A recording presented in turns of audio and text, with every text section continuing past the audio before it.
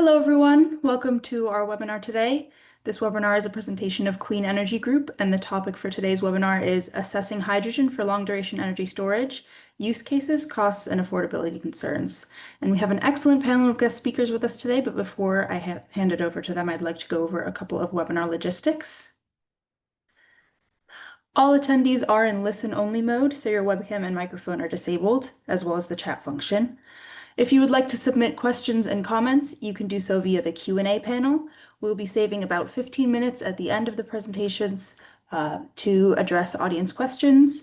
So please submit your questions throughout the webinar, and then we'll get to them at the end. Automated captions are also available. Speaker bios will be made available in the chat. And finally, this webinar is being recorded.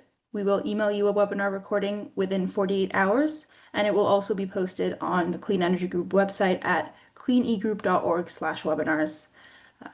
And with that, I'd like to pass it over to our host for today, my colleague, Abbe Ramanan. Thanks, Serene, and thank you all for joining us this afternoon. As Serene mentioned, this webinar is being presented by Clean Energy Group. We're a national nonprofit working to accelerate affordable, reliable, and clean energy for all. Next slide, please.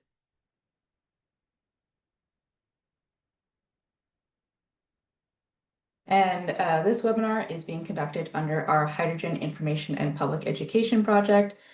This project has been operating for the last 5 years to provide evidence-based information for advocates, policymakers, and community groups to critically evaluate hydrogen proposals.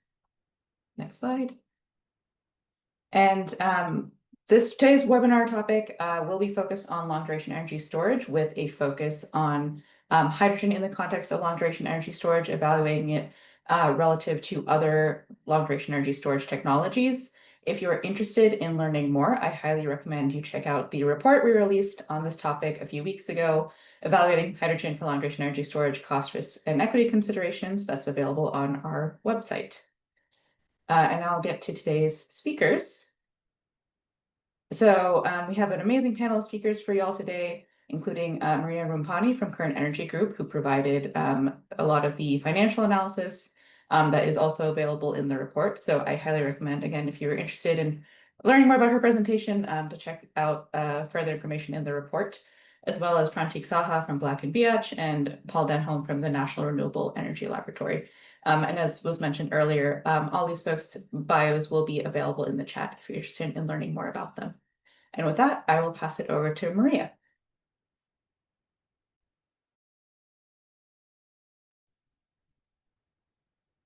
Thank you, Abby. And I will share my screen.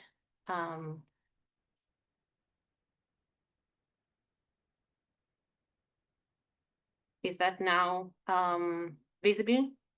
Yep, we can see your slide. Okay, great. So good afternoon from me as well. My name is Maria Roumpani. I'm a partner at Current Energy Group, and I spend my work days reviewing resource plans, conducting modeling, and thinking about the resource mix that will balance reliability and affordability concerns in the long term.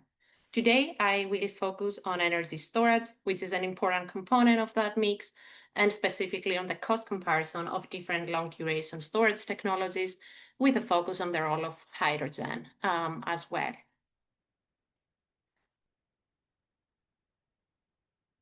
Before jumping into the cost analysis, some general information around energy storage. According to the Energy Information Administration, an energy storage system for electricity generation uses electricity or some other energy source to charge a system or device, which is then discharged to supply that electricity back when needed. Energy storage systems provide a range of other services to support electric grids.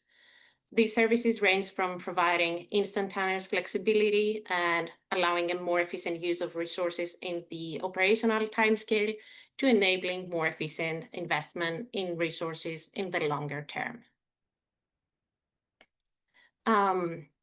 Energy storage comes in different forms, in different durations. There are thermal, mechanical, electrochemical, electrical, and chemical energy storage technologies, with each of them having different operational characteristics, physical requirements, deployment timelines, and sizes, as well as cost structures. leading to certain technologies being more suitable or cost-effective for use in specific systems or use cases, some of which will be covered in greater detail during this webinar. They are also at different stages of commercial maturity, with this visualization here from the Clean Energy Group report summarizing some of those characteristics.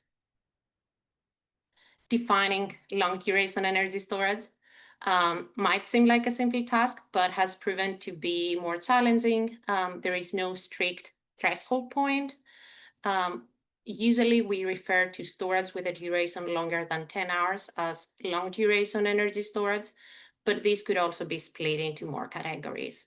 We can have intraday storage, shifting excess power produced at one point in a day to another point within the same or next day, multi-day or multi-week energy storage, which might serve needs during extended shortfalls of power due to weather or other events, or even storage of seasonal duration.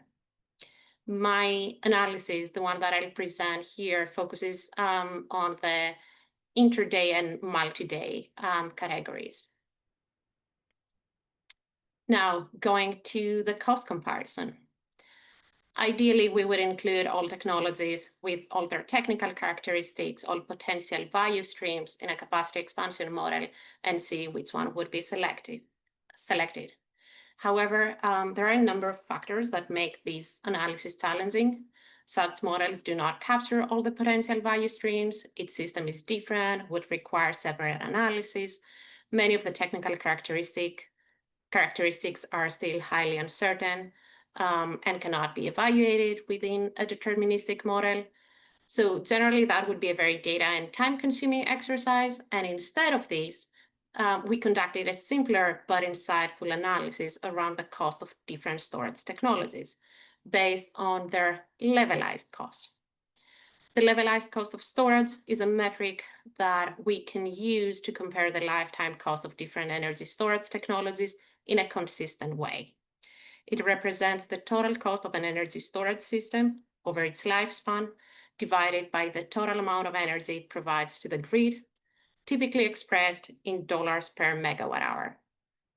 Expressed in another way, the levelized cost of storage is the minimum revenue needed for its unit of discharged energy to make the storage asset economically viable. As I already noted, energy storage can provide different values to a system. Two of the most important ones are the provision of capacity for resource adequacy purposes and shifting energy to periods that is most needed. These two are in a way captured within the levelized cost metric. However, there are additional services like ancillary services, resiliency benefits, distribution deferral savings, and others that are not captured but should not be ignored. Key inputs for the calculation include the capital cost, its useful life, the round-trip efficiency, operations and maintenance costs, charging costs, and the projected capacity factor. And then additional details could be included if we were to include cycling limitations, depth of discharge limitations, augmentation costs, and others. Moving to the results, the graph here uses a single data source based on a recent utility IRP.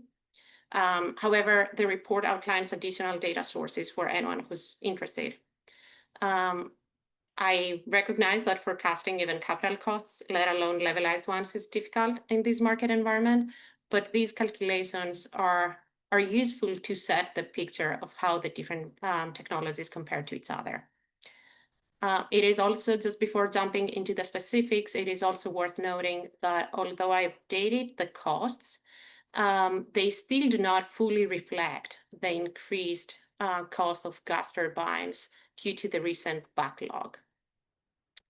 So what we see here is that compressed air systems, pumped hydro technologies present low levelized costs. These technologies can also be used for longer duration cases, depending on how much water or air can be stored in the available reservoir, while their economics can remain favorable, as storing incremental energy in such a structure does not necessarily increase costs proportionally. Gravitational storage also shows low levelized costs for an 8 to 10 hour duration. Turbines operating on hydrogen can be used for longer duration storage, but their cost is higher. And it is also more sensitive to some assumptions that I will talk about in the next slides.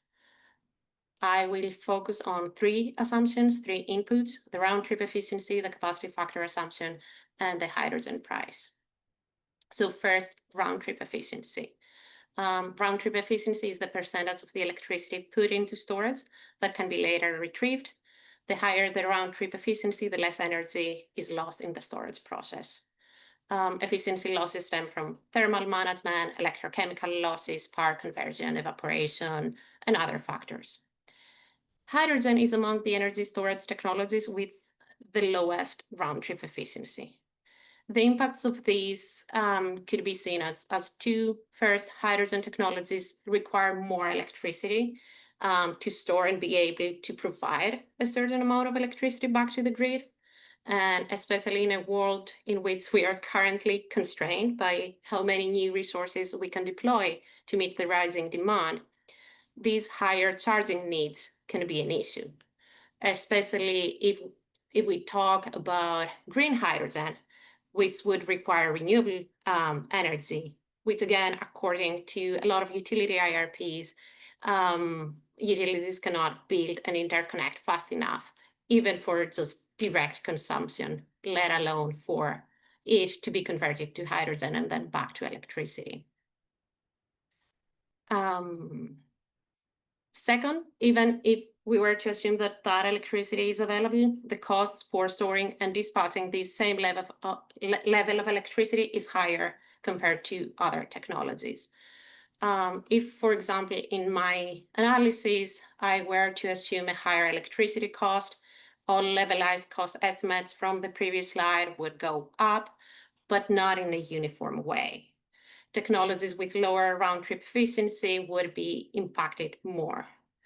And although there are arguments about hydrogen being produced from renewable electricity at 0 cost, as it would otherwise be curtailed, there are more efficient technologies to store and reuse that electricity without losing that much in the process.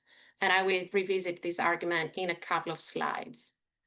In this next slide, the levelized cost calculation is also very sensitive to the capacity factor input. In other words, the levelized cost can change significantly depending on whether the asset is highly utilized or not. Roughly, the capacity factor measures how much of the time the storage asset would be providing electricity. The capacity factor is not a characteristic of the technology itself, but rather a function of how its economics compare to the grid and the system that it operates in. In the case of hydrogen units, the assets do not have a maximum capacity factor as they're not operating to produce the fuel. If we take, for example, a pumped hydro facility, it could only operate at a like 40 to 45% capacity factor maximum, as it also needs to spend time charging. If we were to assume that hydrogen were freely available, hydrogen units would not be subject to this maximum capacity factor. However, due to their low round-trip efficiency and their high operating costs, it is expected that especially the combustion turbines burning hydrogen will keep operating as peakers. While technologies that can more efficiently store energy will operate at higher capacity factors. For example, if we were to assume a system that has both a pumped hydro and a hydrogen asset, we would expect the pumped hydro to be more utilized due to lower operating costs. While hydrogen units, even if not capped technically, they would probably operate less. And sorry, these slides just summarizes some of what I just talked about.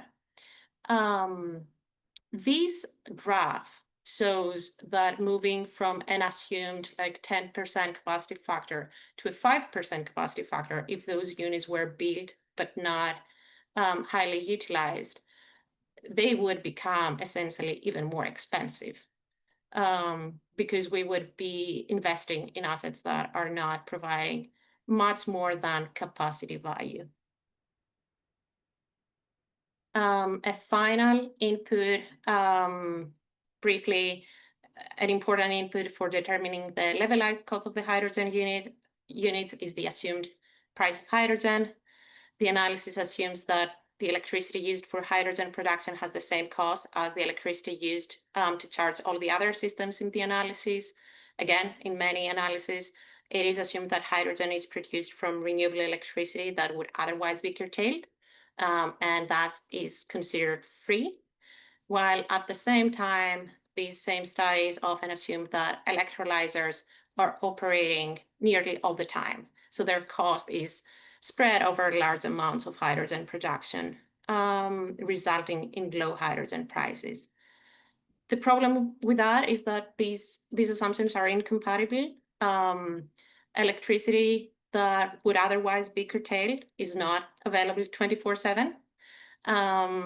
So we either have free electricity but low utilization of electrolyzers, or higher utilization but would need dedicated resources that are not free. So in other case, the cost of hydrogen exists, and it can be high. And as you see, the higher the cost, the higher of hydrogen, the more expensive the hydrogen CTs and CCs become. Concluding, so as I said, when I introduced myself, my day-to-day is spent reviewing a lot of resource plans. I know that many utilities are eager to continue building new gas generation under the assumption that long-duration energy storage technologies are not yet market ready, and also the narrative that these gas power plants could easily be converted to carbon-free dispatchable generation in the future. However, even if we were to put aside some technical challenges with producing and transporting hydrogen, my analysis shows that these units can be very expensive, and they carry the risk of not being highly utilized. If we find ourselves in a future with free renewable energy, there are more efficient ways to store it. And there are storage technologies that can provide similar services with less risk and cost uncertainty, and a greater potential for benefits and scalability. Some of those resources can also be deployed faster, addressing some of the reliability concerns in the near term, as again, gas turbines are experiencing a backlog. And I will conclude here, and I'd be happy to respond to questions at the end. Great, thank you, Maria. Stop sharing, right? Yeah, we can't see your slides anymore. Okay. All right, we'll hand it over to Paul.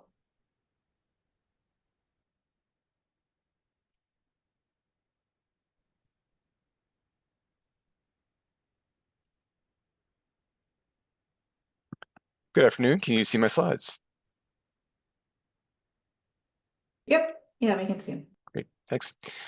So I am not talking about hydrogen today. I am talking about the technologies that are getting deployed at large scale, and just kind of really focusing on where we're at with the current state of really what it comes down to is lithium-ion batteries. And so when we look at where we are in terms of recent deployments of energy storage, nearly all of the storage deployed in the last few years and projected to be deployed in the coming years is lithium-ion batteries, largely in the form of 4 hours or less duration. So this is a graph of the annual installs that we've seen in the past few years, with also the projected growth this year. This is just the units under construction. These are not in the queue or proposed projects. These are actually projects that are under construction in that kind of light orangey kind of weird color. So you're seeing significant growth. We now have more in terms of physical capacity, in terms of power capacity. We now have more battery storage or more lithium-ion battery storage deployed than we have any other storage technology. Pumped hydro was really the only major storage player in the grid for 100 years or so, and we now have batteries, more batteries in the form of power capacity than pumped hydro. So huge growth in batteries, and again, this is almost entirely lithium-ion batteries with 4 hours or less duration. So one of the questions is, why have we seen that kind of growth? And there's a couple of different factors, one of them being the large reduction in cost that we've seen. This is really driven largely by electric vehicles. The stationary applications are kind of coming on top of that in terms of benefiting from the technology improvements associated with vehicle applications, with vehicle lithium-ion batteries. So we've seen this huge growth in deployments. And along with that is the application of batteries for peaking capacity. So bottom line is that a 4-hour battery has a lower life cycle cost than a gas turbine peaking plant. So that's really what it comes down to in a nutshell in terms of why batteries are being deployed. There are a number of other factors as well, but on a life cycle cost basis in an IRP, a utility or developer can look at the cost comparison on a life cycle cost basis between something like a lithium-ion battery and a new air-derivative gas turbine. And in much of the country, not all, but in much of the country, the battery will come out cheaper. And a lot of this is based on the benefits that can be provided by relatively short duration batteries, typically 4 hours or less. And this, again, is the recognition that, okay, if we're building a peaking plant, we really needed to provide reliable capacity during that roughly 4-hour peak period that happens on hot summer afternoons. And when we look at what's called the capacity credit, or the ability of a battery to provide resource adequacy, 4 hours provides really high benefits, really high resource adequacy capacity credit during those peak periods. So that is really kind of that's the nutshell, basics of why we're seeing so many batteries deployed, why we're seeing so many batteries proposed, is their ability to provide capacity and the value associated with that capacity resource. And we're now seeing storage providing significant benefits during those peak periods. So it used to be that we had to show pictures of California, which is always fraught with all kinds of challenges in terms of it just being California, but we now have other places like Texas showing significant benefits of energy storage. So this is a particular example from last summer, and I think the results from this summer is going to be even far more significant, not only in ERCOT, the Texas grid, but in other locations. That kind of pinkish color that you see there is storage providing capacity benefits. Now, again, it's not huge compared to everything else. I mean, you can still see the much larger contributions from things like gas, whether it's simple cycle or combined cycle gas turbines, and the large contribution of solar. But again, that's a non-zero contribution of storage, and that growth in storage in Texas really only occurred over a couple of year period. So we've had significant growth in storage in places like Texas, and you can now see it on the curve. The technology is now providing enough peak capacity that you can actually see it in the results. And so when you look at storage, the interconnection queue for storage, it's very large. Basically, the interconnection queue as of last year being dominated by solar and storage, either with the storage or the solar in the form of kind of standalone projects or hybrids. I am completely neutral over that and happy to talk about that. But again, storage can often provide its benefits without being connected to an individual asset. In fact, most of the time, it's better off being as a standalone asset, because you can take advantage of optimum location of a storage asset to reduce transmission congestion and things like that. So so you don't have to necessarily couple solar and storage to get the benefits of those two individual technologies. So lots of storage has been deployed, lots of storage is being proposed, and one of the reasons why we think that there will be significant continued benefits of again, this relatively short duration storage is the continued cost declines. As vehicle batteries continue to evolve and technologies continue to improve, as we continue to get economies of scale of manufacturing of batteries, we expect continued decline in costs. Now, we do not expect to see the kind of cost reductions we've seen historically. There are, of course, the lower bounds based on the cost of materials, right? You can only get lithium can only get so cheap in terms of the raw materials, the packaging. Of course, improved power and energy density can reduce the amount of lithium required per unit of stored energy. It can also obviously reduce the amount of packaging required, but there are kind of both fundamental technical, there's theoretical limits to practical limits on terms of how energy and power dense these technologies can get. But that said, we do expect to see, once a lot of the supply chains issues get resolved, and I keep, quite frankly, I keep seeing this going back and forth. I mean, I've seen some reports that indicate that some of the supply chain messes that we've seen over the past few years have been resolved in the lithium space. Other reports I've seen say that they have not. So I don't know where that is, but I've at least seen a few occasions in terms of okay, well, at least the price increases have stopped in the lithium ion space. But who knows? You have to kind of track that for yourself and see what you think. But again, we do see the opportunity for continued cost declines.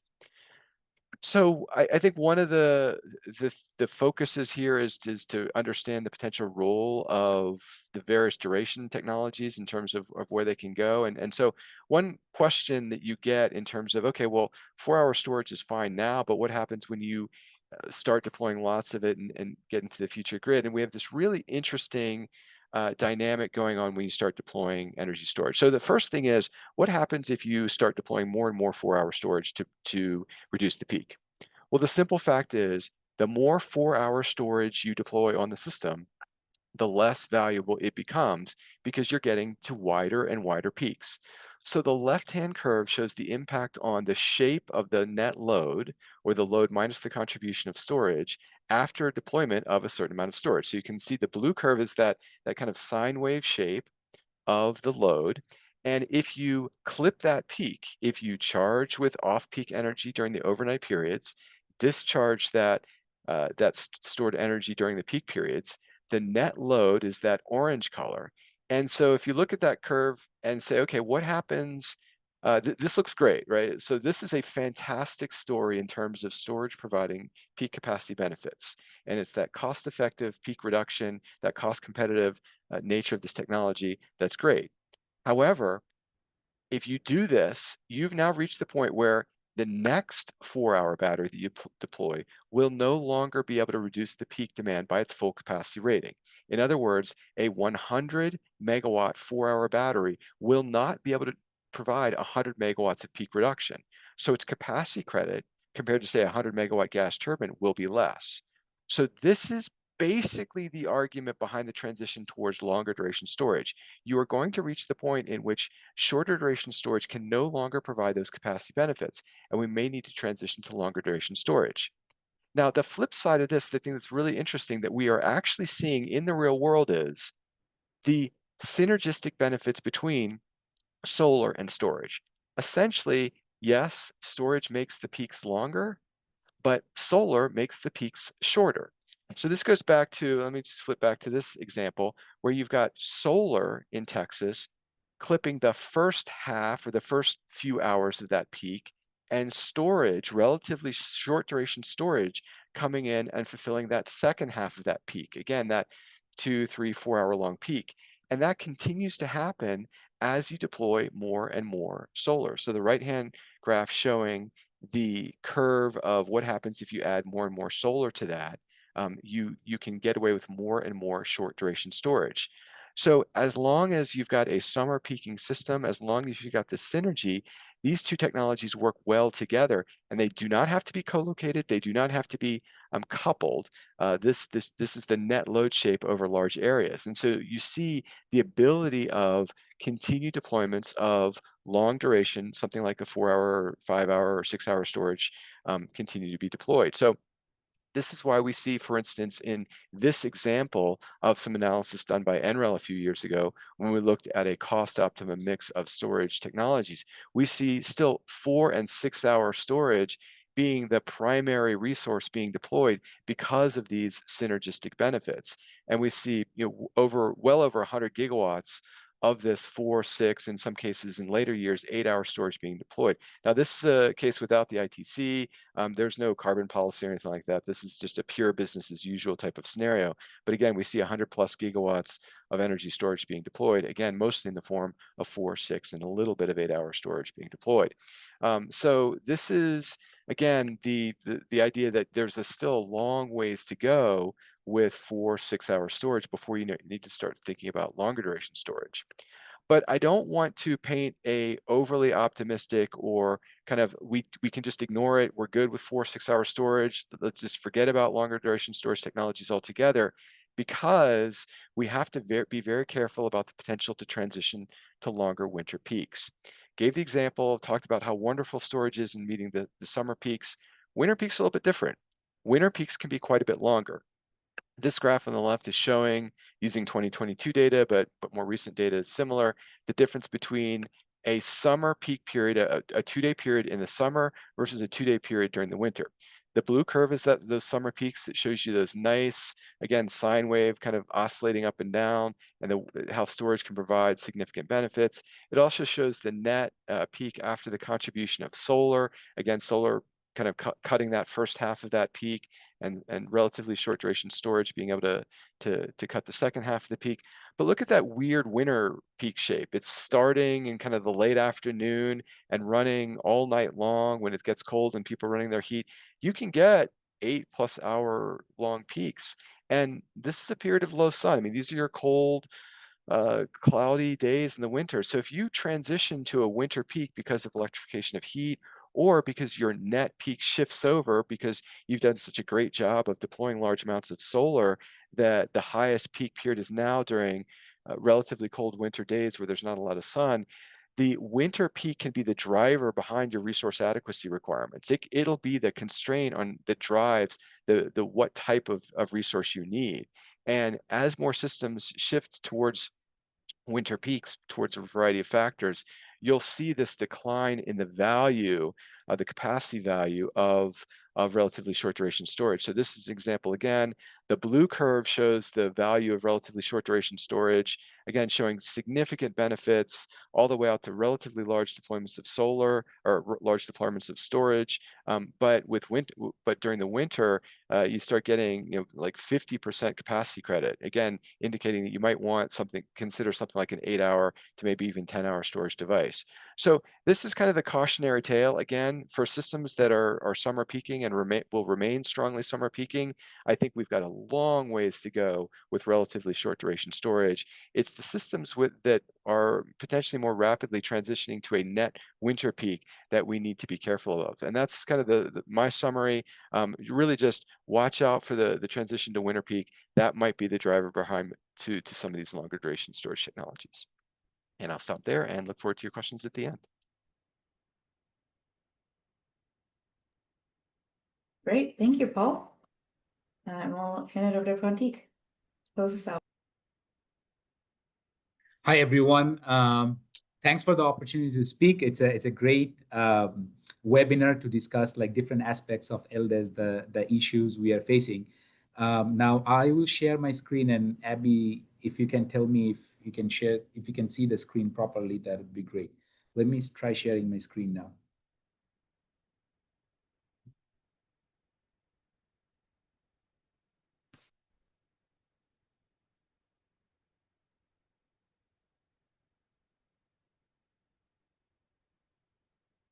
Do you see my screen? Yep, we can see your screen, but you're just so you know, you're not in slideshow mode yet. Yep. Do you see the presentation mode? Yeah, now you're good. Okay. So thank you guys for the opportunity to speak on the LDES technology. And as Maria and Paul discussed different aspects of the LDES, and their discussion was more from the planning side, how cost and its effects and capacity factors and related to the planning. What I will be discussing are some use cases, the applications of actual long duration energy storage projects that are currently deployed, some technology issues, and what we can learn from that experience so that when we can prepare ourselves for our next projects. So I will start with a little bit of a personal introduction. It's always good to have a personal touch to any presentation. I was born in Bangladesh. I grew up in India, specifically in Kolkata and close to Mumbai. And then I came to US to essentially do my research and become a scientist.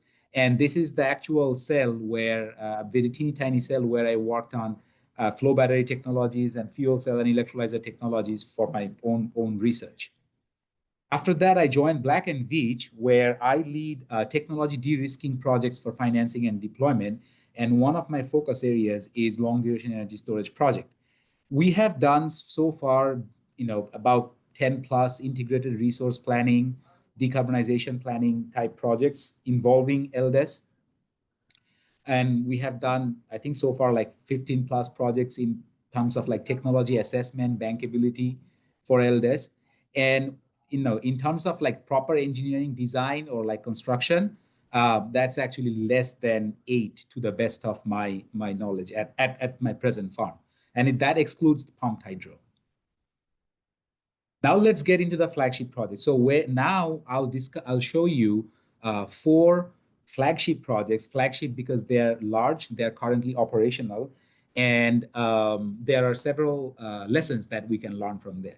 And also, when we see that there are projects that are operational, it inspires other people to push for to actually deploy more projects in the United States or elsewhere. So I'll start with a status of LDES project development. And the first plot here is actually, Paul already showed this plot, so I won't go into it, but essentially it's a little bit of an older plot from International Energy Agency. It's how much lithium ion BESS capacity has been added globally. And as you see, in 2023 alone, more than 40 gigawatts was added. And in 2024, more projects were added. And I think Paul already discussed it, but if you look at the average storage duration, it falls within around 2 to 3 hours of average storage duration. Now, the next statistics, what I want to show you, we don't do market research. I am not involved in any market research. So these are based on some reliable market research organizations, research, is that we have about, more than close to 2 gigawatts worth of LDES projects deployed, commissioned already, so they're operational. And it's a little bit old data, but we have a lot of projects in pipeline. So that they're at different stages of development. So some at feasibility assessment stage, some at like advanced engineering stage, some has already gone through the financial investment closure. So there are different stages of development. This list, please keep in mind, excludes pumped hydro. So, and there's a reason for it. And I think Paul already mentioned that we already have pumped hydro operating for close to 100 years now. I also wanted to show you the technology mix of most of the projects that are being planned. Interestingly, in terms of energy capacity, most of the projects that are currently under planning is in compressed air energy storage, that regime. Now, it's not a uniform technology. Different technology providers have different solutions. They vary, significantly. Some of them have good combination with like the thermal storage. Some of them have innovative thermal storage technology. Some of them have innovative the way you operate the power cycle, the working fluid that you use in the turbine. So there are different levels. There are a lot of variations in those technologies, but broadly you can classify them in compressed energy storage. And as you see, more than 60% of the projects that are being planned in terms of energy capacity is CAES. Vanadium flow batteries follow after that, right? And you'll notice that most of the vanadium flow batteries, if you look at the in terms of power and energy, they're different. What essentially this plot shows is that compressed air projects have more storage hours than typical vanadium flow battery projects. And as you know, most of the vanadium flow battery projects are targeted for like 8 to 12 hours of. I haven't seen personally any projects that are beyond 12 hours. But whereas compressed air energy storage, I have seen up to 24 hours personally. And then what follows is sodium sulfur battery. But also sodium sulfur battery has been there for quite a while now. In fact, like as longer than lithium-ion storage for stationary applications, stationary storage applications. All right, let's move to the next slides where I'll show you some of the flagship projects. Now, please keep in mind that our experience with these projects are at different stages of their life cycle development. So sometimes it could be with, like the technical due diligence. Sometimes it could be with some aspects of bankability assessment. Sometimes it's with assessing pilot projects for performance metrics. Sometimes it's with construction monitoring. So at different life cycle, at different stages of the project's life cycle. But the one project that I personally consider to be absolutely a flagship project is a pump storage project in China. And it is a large project. So let me show you how, as most of you know, how the pump storage projects work. You essentially have two reservoirs, water reservoirs, one at a lower height and one at the upper height. When you charge the system to store energy, you use the pump to lift the water up, and to discharge the system, the water runs down and a turbine produces power. Now, to keep in mind, most of the new pump storage stations, they use reversible pump turbine combination. So it's essentially one unit that can operate in both pump and turbine mode, which I think is a good technology advancement that helps cut down cost. Now, some specific information, the project is about 3.6 gigawatt nameplate capacity, but it's operating at, I would say, close to 70% of its nameplate capacity, and it's rated for slightly above 6 hours duration. And it's one of the issues that, as you probably know, with the pump storage hydro is the construction timeline. It's a long construction period. It's in China, but still it took about like 11 years to get commissioned, and it's operational since 2024. It's the grid, the functionalities it's providing to the grid is essentially, it's actually a peaker plant. So when solar power production goes down, this provides the power for about 6+ hours of time. And so far it has discharged more than close to 7 terawatt hour of energy already in the grid. We are seeing some current issues. One of the issues that we are seeing is actually water seeping through the rock bed. So when water seeps through, then you essentially lose the energy capacity.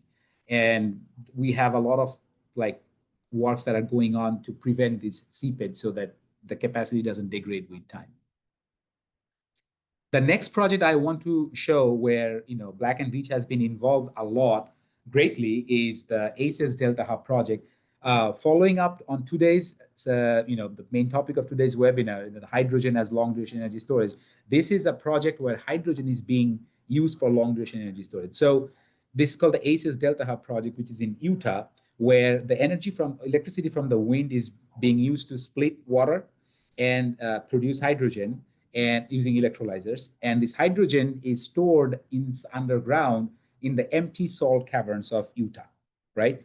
And then this hydrogen is being transported via pipeline, after it's mixed with natural gas to the power station. Power station operated by an IPP, independent power producer. So currently it has about estimated, it's 300 gigawatt hour of power capacity, energy capacity. Again, it's an estimate because no one really knows how much volume is underneath. And where it is being fed, it will be fed into is an 840 megawatt combustion turbine, which is capable of taking hydrogen up to 30% currently. And this is currently under commissioning. So our engineers are, commissioning it. So this will be one actual project where hydrogen is really being used as long-duration energy storage technology. And its primary functionality would be with energy shifting. It's not properly planned yet, so it may be used as as a peaker plant or sometimes for other ancillary services as well. Currently, what we are observing as issues is a drop in hydrogen pressure when we are trying to pump the hydrogen underground. And there are other problems that are associated with ownership change, but that goes beyond technology itself. The third project, and I'll probably speed up a little bit because we don't have much time and I want to keep enough time for Q&A, is another flagship project, a big redox flow battery project in China. And again, we are not allowed to show a lot of photos of the actual project itself, but it's essentially a vanadium redox flow battery, 200 megawatt and 1,000 megawatt hour of energy. It's 5 hours. And again, as Maria explained, what you call long duration is really and it's an issue of definition and people differ. But this is more than 4 hours, so just categorized as long LDES for now, just for the purpose of discussion. It has been commissioned already in mid-2025, operational, and it's planned to generate. It's planned to run about 1,800 full cycle equivalents per year. So it's not planned to run like for the full whole year. What it essentially means is that it's not planned to be able to use up to 100% of its energy capacity. So it'll be like 50% cycled, not more than 50% cycled, something like that. And it'll be charged by local solar and wind. And it's primarily targeted to mitigate the intermittency by providing ancillary support and probably once in a while energy shifting services. And one issue that we have observed with most of the flow battery projects is that the actual costs, construction costs, came out to be much higher than planned before. And it's essentially because of the difficulties with handling vanadium electrolytes. And we are also, particularly for this project, we saw some substation issues, but that's not related to the technology, the flow battery technology itself. The last project that I'd like to show is a concentrated solar power plant. It's another flagship project for LDES. It's called Noor Energy. The first phase has been completed. It's in Dubai. And as you all probably know, in the concentrated solar power, what happens is solar power is reflected by a bunch of mirrors, concentric mirrors, to a tower, a point in the tower that the light, the bright part, where basically you are flowing some kind of fluid, heat exchange fluid, and you are heating up the heat exchange fluid, and that transfers the heat to some kind of other fluid, essentially a thermal reservoir system, and that can use molten salt, that can use many different materials, but essentially you are transferring the electrical energy and storing it as heat in some phase. So the Noor Energy is already commissioned. It has about 6,000 megawatt hour of capacity, energy capacity. So the thermal storage systems are designed for that. And if you look at these tanks that are towards the bottom side of the picture, those are the storage tanks actually. Its peak capacity is at like 700 megawatt, but it's rated to run around 300 megawatt. So it's essentially designed for 15 hours of storage, but we haven't seen it has not been used for 15 hours straight cycling. It's at most like close to 7 to 8 hours. It is charged by local solar and wind, and you can probably see some solar panels already on this site. And it is primarily targeted to provide consistent base load power as much as possible. Again, it's a thermal storage system, so it cannot be a proper base load power system, but for a longer duration of time. And it is currently providing proper energy shifting services to the grid. The issues that was observed is that, one issue with the CSP, any CSP project, is that because they are tall, so some problems arises when the wind is very strong in the area. And because of this issue, this project the plant had to be shut down, unplanned shutdown many times in 2024. Another issue with this plant, what we have seen with CSP, is a very complex power flow because of the interaction between the solar and the CSP itself and the circulation of the liquid. Essentially, the problem is at the EMS, energy management system level. But hopefully we'd be able to overcome those issues. So with this, I would like to end my presentation, and I'm looking forward to any questions you have. All right, thank you very much, and thank you to all of our presenters. We have a lot of questions and not a ton of time, so I'm going to do my best to try and kind of consolidate some of these questions into one. So we hopefully will do our best to answer as many as we can in the time we have left. But this question is, I think maybe Paul and Maria, you can speak to from the resource planning perspective, and Prantik maybe from the implementation side of things. But Paul, as you mentioned, we're already starting to see certain areas of the country are shifting towards sort of a winter peaking scenario where those slightly longer duration storage technologies are going to be more helpful than like 4-hour lithium-ion batteries. But then the balancing that with sort of technology readiness levels, what are sort of those longer duration, mid-duration storage technologies that utilities and resource planners should be considering if it's not going to be just lithium-ion batteries? So I unfortunately am going to give a very unpopular answer to that question, which is lithium-ion batteries are going to keep getting cheaper. And if we're talking about 4 hours, lithium is going to win. If we're talking about 6 hours, lithium is probably going to win. If we're talking about 8 hours, lithium might win. So in the next few years, it's going to be lithium. Beyond that, I think we've got a lot of different technologies, and it's a real horse race to see which one wins. All right. Any comebacks to that from anyone else? Yeah, I can share my perspective. So I would agree with Paul. What we are seeing when it comes to getting into the engineering design phase is that up to 8 hours, the project developers are preferring lithium-ion storage in the next few years. But in the 10 years, we don't really know. However, for like 12 hours, or I'd say 16 plus hours of storage systems, I think we are seeing a lot of interest in, say, for example, electrothermal storage systems. Flow batteries, they're in the middle zone, so we'll have to see how their fate goes. Hydrogen, we only have, unfortunately, 1 or 2 experience as an energy storage medium. Maria, anything to add?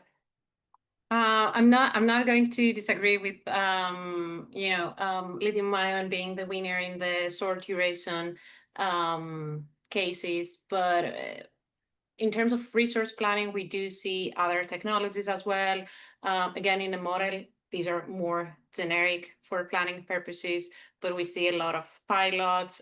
We see some iron air pilots, compressed air, and so on. And the interesting thing for me is that although they're not right now at like large installations, their deployment timeline seems to be quite short. So hopefully, like once we get